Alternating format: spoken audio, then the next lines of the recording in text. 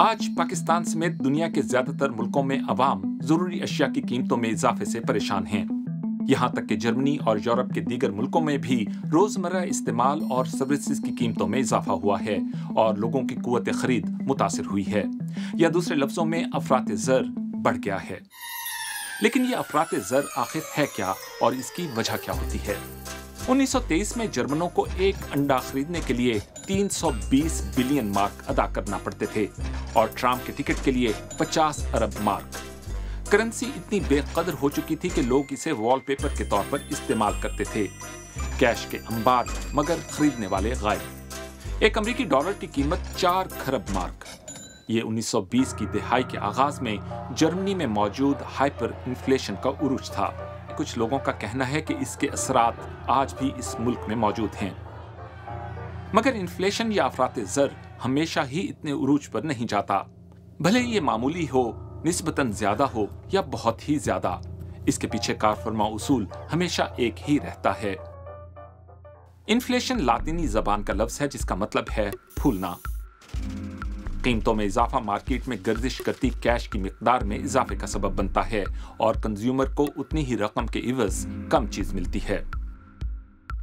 वजूहात के एतबार से अफरात ज़र की 3 अक़साम हैं। तलब बढ़ने के सबब अफरात ज़र। तसव्वुर करें कि सारी दुनिया घर बनाने के लिए लकड़ी खरीदना शुरू कर दे तो लकड़ी की कीमत में इजाफा हो जाएगा। लकड़ी पैदा करने वाले बढ़ती हुई तलब को पूरा करने की जुस्तजू में हैं, तो यहाँ सप्लाई और डिमांड का कानून कीमतों के तायुन में अपना किरदार अदा करेगा। लागत में इजाफे के सबब अफरात ज़र। तसव्वुर करें कि खाम माल की सप्लाई में कमी के सबब कंप्यूटर चिप्स ज्यादा महंगी होती जा रही हैं। साथ ही शिपिंग कंपनियों ने तेल की कीमतों और कंटेनर्स के रेट्स में इजाफे की वजह से अपने किराए भी बढ़ा दिए हैं। और हद से ज्यादा करेंसी छापने के सबब अफरात ज़र। दिवालिया होने के खतरे से दो चार कोई हुकूमत ज्यादा से ज्यादा करेंसी नोट छापती चली जाती है ताकि अपने अखराजात को पूरा कर सके। ज्यादा करेंसी गर्दिश में होने के सबब इसकी कदर में कमी होती जाती है।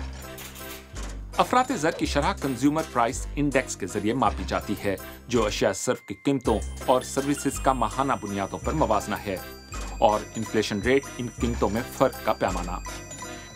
इन्फ्लेशन को क्रीपिंग कहा जाता है जब ये 5% से कम हो। इससे जायद और 20% से कम को गैल्पिंग कहा जाता है, जबकि 50% से जायद को हाइपर इन्फ्लेशन का नाम दिया जाता है।